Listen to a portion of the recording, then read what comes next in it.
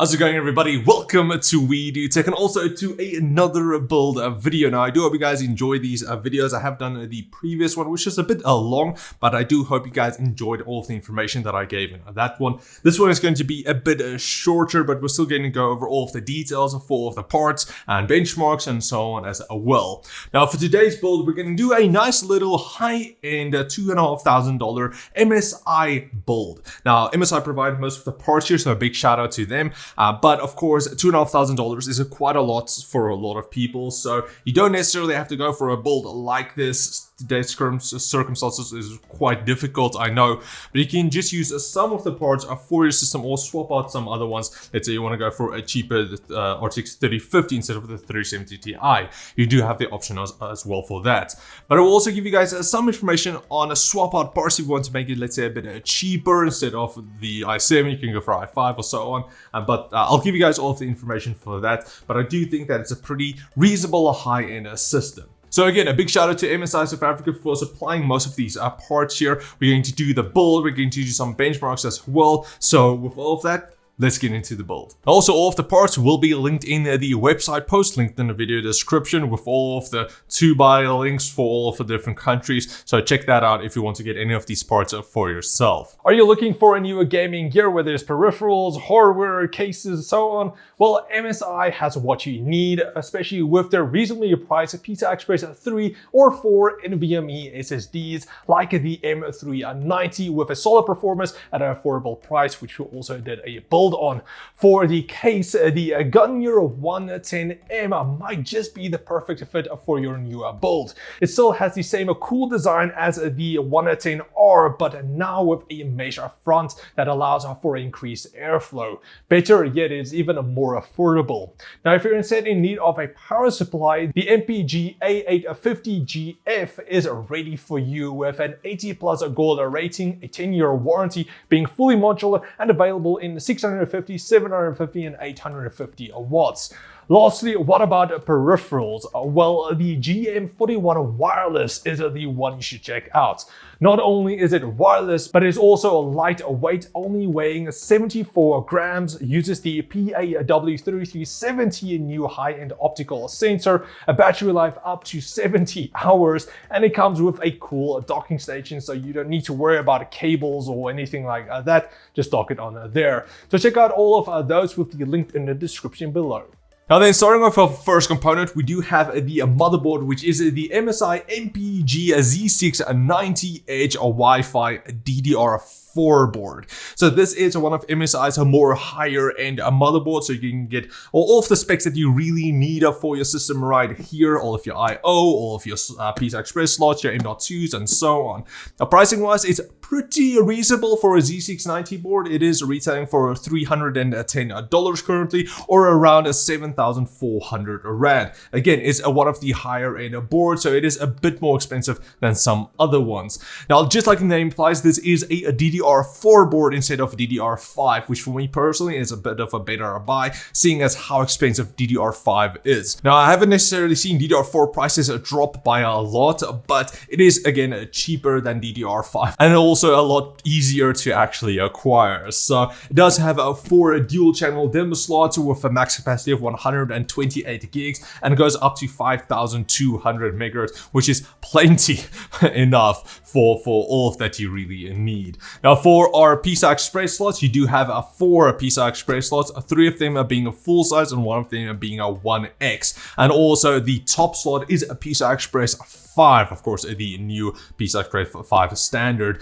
but the rest of the PCI Express slots are only PCI Express 3. Now, then, as for storage, you do have plenty of options here with 4 PCI Express 4 M.2 slots. So if you want to pair it with plenty of M.2 storage, you do have the option for that as well. And of course, we'll go over our M.2 SSD also later on. Now, we do have an overclockable CPU that we're going to use. So we're going to need a pretty nice VRM setup if we want to do that. And luckily, the Edge does have you covered there with a 16+1+1 power phase setup. So plenty enough for that. And if you want to go the i9 route, you do also have a good enough setup for that as well. And then lastly, we do have our I/O at the back, which is a decent supply, but I do feel that a bit more USBs or even USB 2s would have been handy. But of course, it's going to depend up to how many you really need. But of course, if you want to, you can also go for a B660 motherboard instead. Previously, we did take a look at the B660 mortar board from MSI, which is a pretty reasonable setup if you want to go for that instead. Save a bit of cash there, but of course, you won't be able to overclock your CPU then, which we're going to use. But of course, then you can go for a non-overclockable CPU, which is also going to save you some cash. So this is where you can save a bit more of your money if you want to go that route instead. B660 board with a non-overclockable CPU. So just options for you. And then speaking of a CPU, we do have the i7 12700K, which is just a beast of a CPU. This is actually my personal one that I'm using in my system. So I've been using it for all of my editing and gaming and so on. And it's honestly just a beast for all of that. It does have 8 performance cores and 4 efficient cores and up to 20 threads. So a beast of a CPU, and you can overclock it to over 5 gigahertz if your cooler is powerful enough. So we're going to take a look at that as well. But now pricing wise for the i7, it is jumping around quite a lot from every time I actually look at pricing. But currently it is retailing for around $410 or 8,250 Rand for here in South Africa. But you do also have the option of going for the KF version, which just doesn't have the integrated GPU, the iGPU, which is going to save you a bit of cash there as well. And that one's retailing for $350 or 7,800 Rand, which again is quite a bit of a big saving.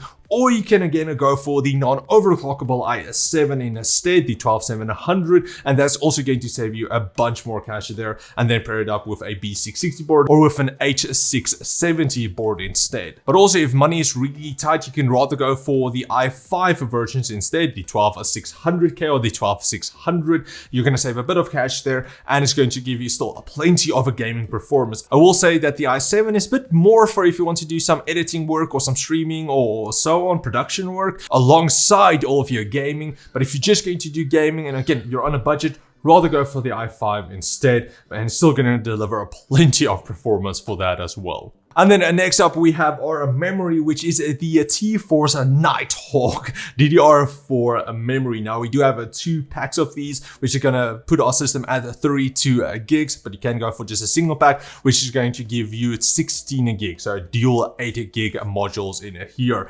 Now these ones do run at 4,000 megahertz, but you can go for the 3,600 megahertz versions as well, but they're going to be plenty enough if you want to pair it up for your system. Of course, on motherboard can go up to 5,200 megahertz, but 4,000 is still again plenty. Now I have actually already done a full review on these, so if you want to check that out, I will leave a link in the video description.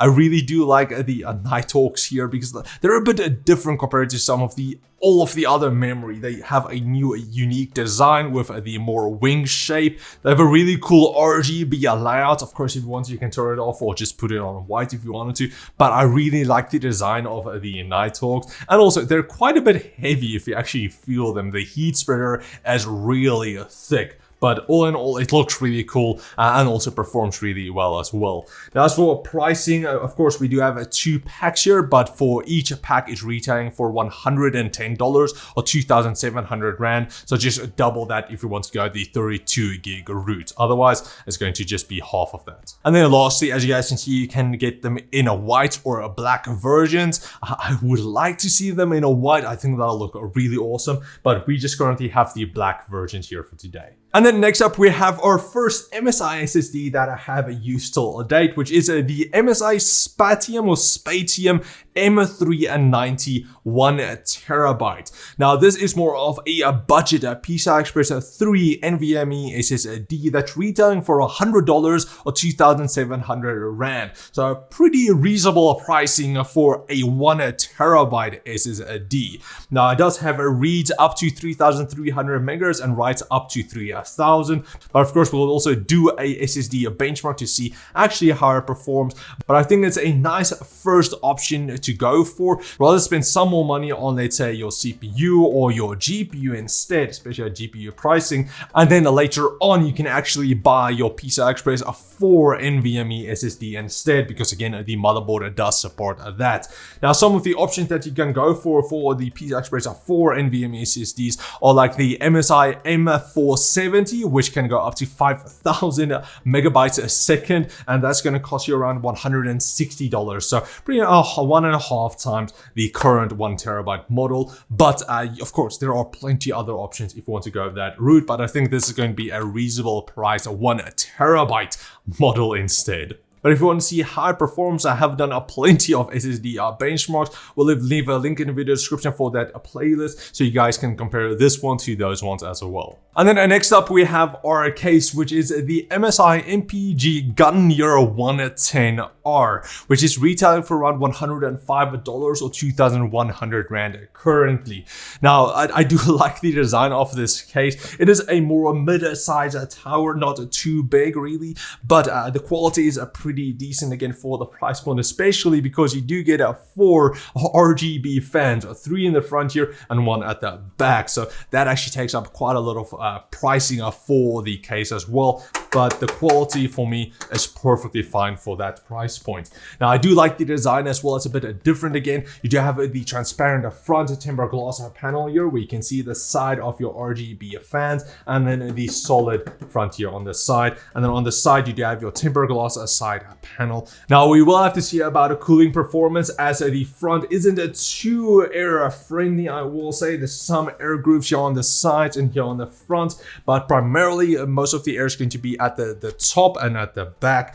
Now, as for IO placement, we currently have a 360mm RAD, so the only option for the case is to mount it at the front. But you'd have the option there, or you can mount a 240mm at the top. Now, you will have to see about a placement there, because depending on your memory, for our memory, it stands out quite a bit, which can impact the IO placement at the top. You do have the option of moving the IO a bit more towards the side of the side panel to make a bit more space between, of course, the motherboard, the RAM, and then also the coolers. But you'll have to see if it actually still fits, because spacing at the top is quite limited. And then moving towards our power supply, this is the first MSI power supply that I have actually seen and used. So this is the MSI also MPG A850GF, which is an 850 watt power supply. It is a gold rated one with a 10-year warranty. So this is going to be a great option if you want to future-proof for future builds and so on as well. But you do also have the option of going for lower wattages as well. You do get them in a 650, 750 and 850 again for here. But I do believe that if you're going to go for a higher end system, 750 is going to be the lowest that you want to go for, seeing as how power hungry GPUs are currently. Now, pricing wise, the 850 watt here is retailing for around $110 or 2,600 Rand. It is a fully modular power supply, so you can use some of the cables that you want, and then also possibly get some colored or sleeved cables for them as well. Now, it does use 100% Japanese capacitors, just high quality. That's usually for power supplies that you want to go for. And also it does have a silent operation where the fan will stop spinning if it is under a low load. So it's going to keep it nice and quiet. But again, you do have other options that you want if you want to go for that. But 850 watts is going to be plenty, even if you want to upgrade later on in the future. And then next up, we have our cooler, which is the MSI MEG Core Liquid S360. Now, currently it's retailing for around $230, and I don't have pricing for South Africa yet, as it's not even available here still. So this is entirely a new cooler for the LGA 1700 socket. It was designed to support the LGA 1700 socket better compared to a lot of the other coolers, because there is a difference between the height of the CPU and so on. So just make sure that you go for a proper supported cooler that actually performs well on the 12th generation CPUs if you're gonna go that route. Some of the coolers, again, don't perform necessarily that well because they were designed before the 12th generation was released, but this one has released afterwards, which is going to perform better. There has been already testing. I haven't done my testing yet, but I have seen some of the results from them. But anyway, again, pricing wise, $230, which is a bit higher end, but this is a 360mm radiator. But also you do have the 2.4-inch IPS display that's capable of displaying hardware information, GIFs, MP4s, photos, text, and also live weather information apparently. So if you want to see how cool it is outside, if you want to ever actually go outside, you do have the option there. But I do like that you're getting displays on our coolers now as well. It's a bit more unique. But anyway, you do have a 60mm fan that is placed within the water block to help dissipate heat from the M.2 SSDs, your CPU VRMs, and also surrounding components, which I haven't really seen on a lot of other coolers. So I do appreciate that small additional feature. Now, fortunately, the cooler does not come with any RGB fans for our system. Again, we're going to mount it at the front with the included case fans. But for the fans that is included with the cooler, it is the MEG Silent GLIE P12, which have a 56.2 CFM and runs at 2000 RPM. But what I am going to do, I'm going to use two of the fans that's included with the cooler and mount it at the top of our case for some additional airflow outwards for our exhaust. But we'll see actually how good the cooler performs with our temperature tests later on. And then lastly, we have our GPU, which is the MSI RTX 3070 Ti Gaming X Trio. Now, I did a lot of MSI RTX 30 series GPU benchmarks, so if you want to see any of those, you can check them out. The 3070, 3080, and also the 3090 to benchmark. So if you want to see actually how this one performs against those, you can check out the benchmarks. But this is the first time that I'm having the RTX 3070 Ti version here. Now, currently pricing wise, MSRP wise, it should be retailing for $600, but unfortunately it is not. It's currently retailing for roughly around $950 or just below $1,000. But for here in South Africa, it's around 20,000 rand. Now, unfortunately, again, that is a bit high, but you can go for lower end models as well. If you want to go for the 3060 Ti, that's also going to be a great option for you as well, or even the 3050, but that's a bit lower end compared to the 370 Ti here. But I do like the design of the gaming trios. Again, I took a look at 3 other ones. They do perform really well cooling wise and also performance wise, and it's just a great option if you want to go for high-end 1440p gameplay or even 4K if you want to go that route as well. Alongside the DLSS, you can go even 4K 144 Hz in certain games. So plenty of performance if you want to go for the higher end route. And depending on the price point in your region, you can even just rather go for this one instead of a 3080. I have my 3080 and the performance is really nice, but it is a bit more pricey. So depending on how much cash you have on hand, you can rather go for the 3070 Ti or again, even like a 3060 Ti. So that's pretty much it for all of our parts that we're going to use. Now, I still need to build the system, but you guys probably already saw pretty much everything. So let me quickly get into that, and then we can actually get into all of our benchmarks for all of our components and then also cooling as well. I can also quickly do the peel here.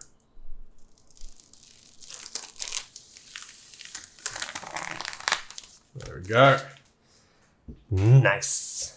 All right, so now let's quickly do all of our benchmarks. We're quickly going to do a temperature test along with the Blender benchmark, then in the Cinebench, we're going to do some gameplay as well, and then also a few other ones just to see actually how it performs, along with also our SSD benchmarks. All right, so we're starting off with our Blender benchmark alongside with our temperature test, and so far it's only been running for a couple minutes or so here. And temperature wise, we're getting around like 80, 84 around there. So that's also with the CPU clocking at around 4.8 gigahertz on the performance cores and 3.7 on the efficient cores. Now I did do a profile overclock in the MSI BIOS just to see if we can reach that 5 gigahertz, but it looks like it is dropping a bit, not reaching the full 5 gigahertz there. Also, it's not super cold in the garage here. It does get really hot. Now, it's a bit earlier in the morning.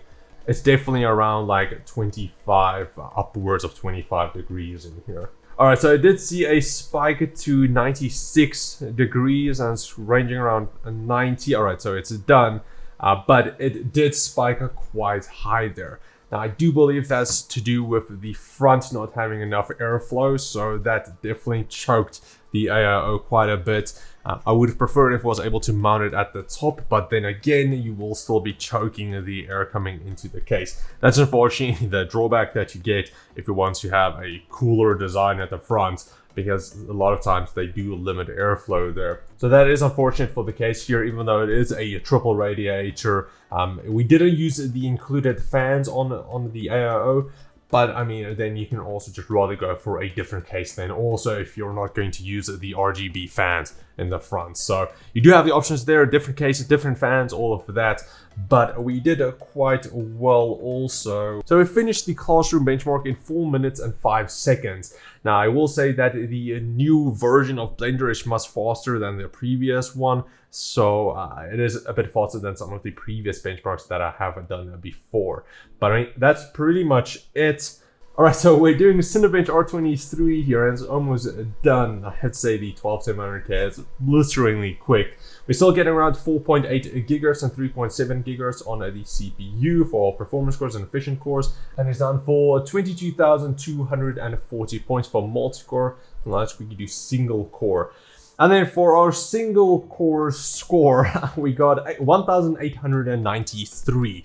All right, so that's it for our Crystal Disk Mark test. We got around 3,400 megabytes second in reads and 3,100 in writes. So not bad again for a 1 terabyte NVMe PCI Express 3 SSD, going only for $100-ish, so not bad at all. And again, all right, then for our first game, we have Assassin's Creed Valhalla, and we're currently running in a 1080p, but I actually want to do it in 1080p, 1440p, and also 4K. See exactly the performance. So currently we are running on ultra high just because you want to have better looking quality in this game than really high performance, I will say. So let's quickly do all of that and see how our system performs. All right, so right off the bat, we are getting around 84 frames a second. Our GPU running at full speed. I do say that I see that the temperature is under our RAM and should be under our GPU there, 67 degrees, which is fine. GPU was using around 200 watts. Can still go a bit more there, but 88 frames a second there with lows of 65. Sometimes it does dip below and it struggles to recover with the software that I'm using. So, but otherwise we're doing pretty decent here. 14 gigs of memory being used. So Valhalla does use quite a bit of system memory. All right, so we got around an average score of 91 frames here and a low 1% of 66. You can also see here our lowest 1% is 69. So 69. All right, so now let's quickly do it in 1440p and then also 4K. Now 1440p will probably drop it down quite a bit to around 60. But again, we're all running on ultra high, so you can lower it if you wanted to, but 4K is going to be a bit of a problem, I think. Alrighty, so 1440p, let's go, see how it performs. So right off the bat, we are getting just over 70 frames a second here, again with everything on ultra high. You can drop it down lower if you wanted to, but we're getting over that 60 FPS, so that's perfectly fine for me. Alright, so perfect, we got around 70 frames a second there and a low of around 49 to 53, so definitely playable in 1440p. All right, so 4K Valhalla ultra high. Let's see how it performs. All right, so a bit lower than what I thought it would be, around like 50. We're getting around like 40 straight away, so not that great. And I do see that our temperatures is quite a bit higher for our GPU and also for our CPU. Now that's unfortunately, the problem with this case and also the fans, if you want to get a peak performance, then maybe get a different case and with a proper front airflow through. There we go. All right, 43 and 31 in all lows, 28 to 31. So not necessarily ideal. If we actually had DLSS, of course, we'll be able to get over that 60 no problem. But unfortunately, yeah, Ubisoft. All right, now let's move on towards our next games then. All right, so next up we have some Rainbow Six Siege, currently 1080p, and then graphics is on custom quality. Pretty much everything is on high with a DLSS set on a balance. So we can quickly turn that off for now, just see what we are gonna get. So we are running on the Vulkan engine, just because I usually get better performance out of that. Just want to see you run around here at the side for a bit, just so you get a rough idea of a frame. So around 300 frames here. I hear you guys. Now, quickly turn on our DLSS and see what we're gonna get then. It's definitely not needed, but I'm gonna leave it on balance, so around 300-ish. Alright, so not too much. So probably around a 10% increase. Would have expected a bit more, but I mean that's fine. Alright, so just quickly before we actually go in and hunt some people, I want to see how it performs in this area with on 1440p. And then also with DLSS off. See what we're gonna get then. Around 230 frames instead of 300, which is still plenty. So 230, that's good. Now let's turn on DLSS again. On a balanced. So it was getting around 230, back to 300 frames on 1440p, which is bonkers. It is of course going to drop lower once we're inside and there's a bit of action, but I just want to see roughly around here. It's the best way to see the differences between them without any other variables. So now let's move on towards 4K. Alright, our indicator is going to be really small here, unfortunately, but I'll improve that later on. 4K, DLSS off. So we're getting around 120 frames with DLSS off. That's still crazy on 4K. Unfortunately, again, it is small, but we'll pop it up a higher once we're actually playing. Alright, now let's quickly put DLSS on of 120 to just below 180. That's honestly bonkers. Alright, now let's quickly actually go play for a bit on 4K with DLSS set on balance. Now we can run the benchmark here.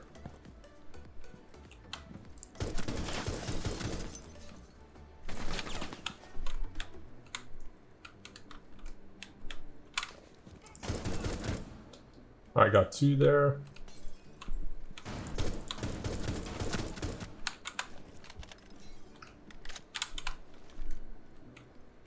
I have no idea about this map, so bear with me here.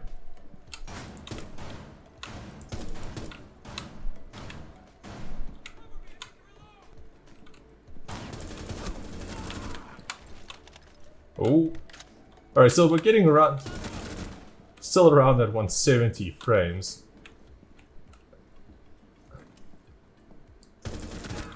Nice. I have no idea about this map.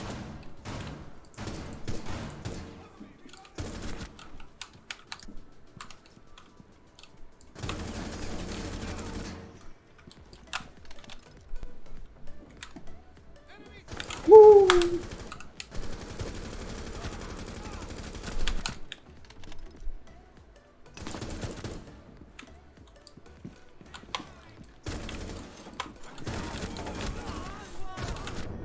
Oh! Alright, that's fine. We got around 170 frames there on 4K. Again, DLSS on. Alright, so next up we're going to try some Call of Duty. Now, I wanted to play some Warzone, but the wait times to actually get a match is just way too crazy for me. So instead I'm just playing some Modern Warfare, playing some bots and everything.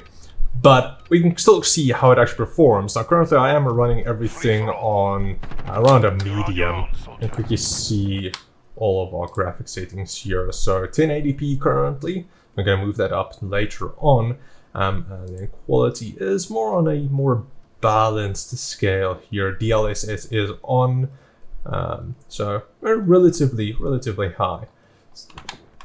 Alright, so let's just quickly see what we're getting. So on 1080p Ultra DLSS, we are getting around 200-ish frames there.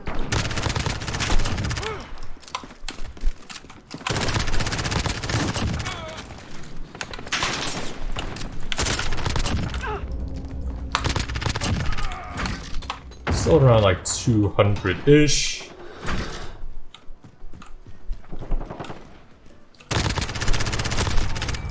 So I think we can quickly move that up to around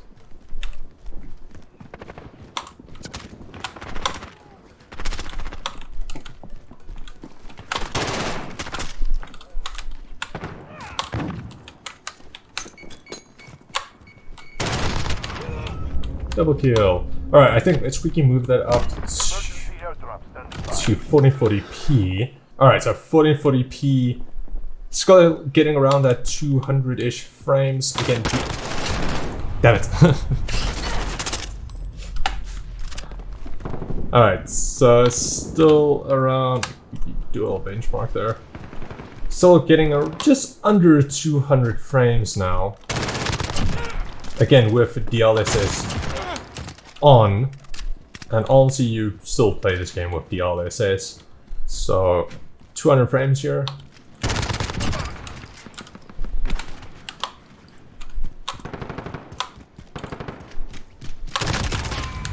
Alright, so on 1440p, 180 frames there.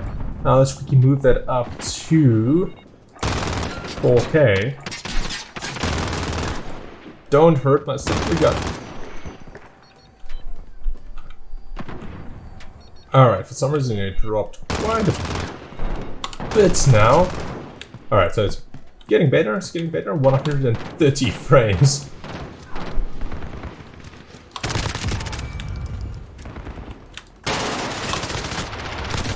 That was horrible for me. Don't shoot my sentry gun. Friendly sentry gun destroyed. No!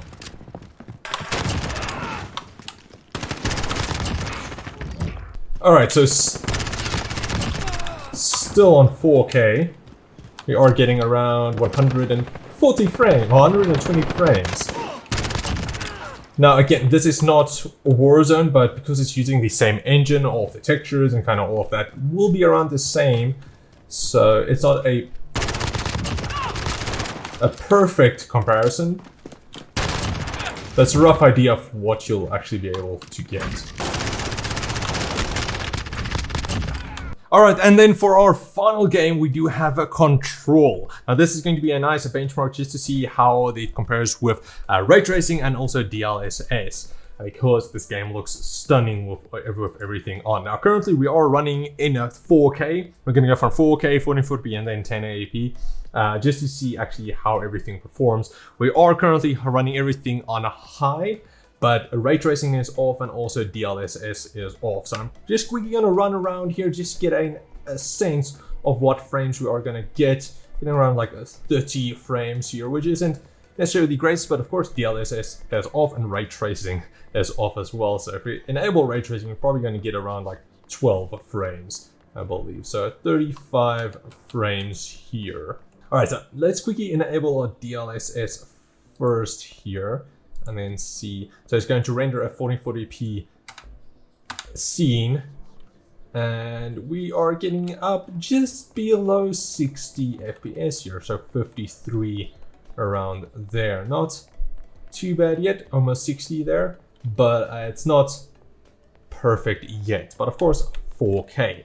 Now, if you wanted to, you can enable ray tracing, but it is going to be a bit much. If you do play on ultra settings, So let's quickly see. We got around like 55 H frames there, so we're getting around like 45 here now. But at least we are getting off this ray tracing goodness. Now I'll show you guys now the difference between ray tracing on and ray tracing off. It's really mind blowing. But this is also ray tracing medium.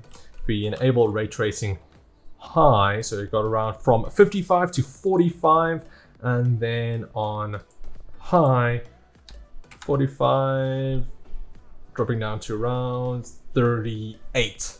So another so a nice little drop there. But I mean, look at that. It just looks honestly stunning. So you can quickly turn that off. And you guys can just see the difference of ray tracing. Boom, nothing. It just looks so boring without it. All right, so now we're running at 1440p. Also again, alt of high settings, ultra settings, and DLS and ray tracing off. And we are getting around almost 80 frames, 75 frames here. So not bad, definitely playable. Again, 1440p. I believe even on 4K, it's going to be no problem. But that's if you don't want to enable ray tracing. So let's quickly enable our DLSS, and it's going to render a sub 1080p image there. But we got around 75 frames, 125 frames. That's a massive increase, almost double the frame rates just enabling DLSS. Now, this is where you can easily enable a ray tracing if you wanted to. So 75 to 125. Now let's quickly enable our DLSS or ray tracing here on a medium. 75, 125, and 120. So still higher than what our original frame rates were, and now we have ray tracing, which is really nice. Now, of course, Control is one of the better optimized games for DLSS and also ray tracing. So take that for what you will. Now we can quickly enable our ultras, high ray tracing. So 75, 120, and 100. It's still higher than our original non-DLS and non-ray tracing score, 80 frames. So that's really, really nice. On ultra settings, ray tracing on high, and you can just, the quality, see the shadows there or the reflection in the glass here as well. I honestly love ray tracing in this game. It looks so good. You can see the reflection of the plants there. Looks so nice. So that's pretty much it for our build of the MSI $2,500 system. Now, one thing that I would possibly change is that I would possibly use a different case to get a better airflow in the front for better cooling. Something like the Corsair 4000D or so on is just the airflow at the front is that much better.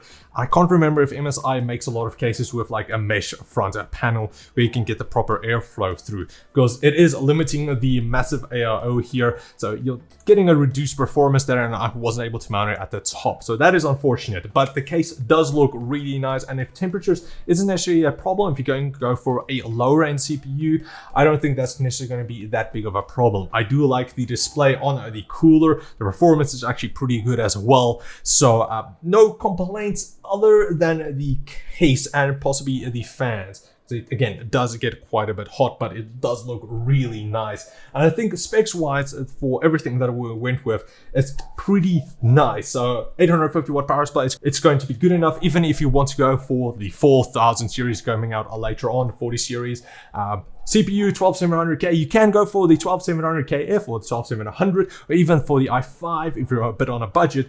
But then I would still say rather go for a B660 board like the Mortar that we did. I think you're going to save a bit of cash there, but you're not necessarily going to get all of the features. So the Mortar doesn't come out with a PCI Express 5, so you're going to lose it there. But honestly, it's not necessarily that big of a use case currently, possibly later on, but I think it's still going to be a year or 2 years before we actually get proper PCI Express 5 utilization. Even PCI Express 4 is currently a bit overkill. But for storage, you can, of course, PCI Express 4 there for your NVMEs, but that's honestly that for now. Now, I do like the case where you can actually adjust all of the lighting with just a press of a button.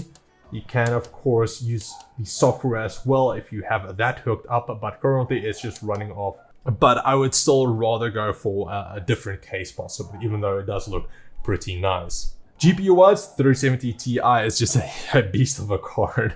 1440p, 4K, 1080p, forget about that. You're gonna get all of the performance out, and it does look really good as well. I do like the gaming trio designs. But that's pretty much it for our look. Last thing is just the software for the Nighthawk memory. I would have liked to show it off a bit more because it's really nice memory, capable of running at 4000 megahertz. But unfortunately, that's not the case. Maybe what you can do also is get like sleeve cables or so on. I think that will look really nice also, but more of a pure black system with some RGB, I think it looks stunning. So that's pretty much it for our build and also our benchmarks. I do hope you guys enjoyed it. If you did, please like, share, subscribe, and comment like always. A big shout out to MSI South Africa for supplying majority of the parts here. And if you guys want to get any of these parts for yourself or some of the recommendations, I will leave a link in the video description that takes you to my website, which will give you all of the to-buy links and all of the recommendations and everything there. So I do hope you guys enjoyed it, and I will check all of you guys next time. Cheers, guys.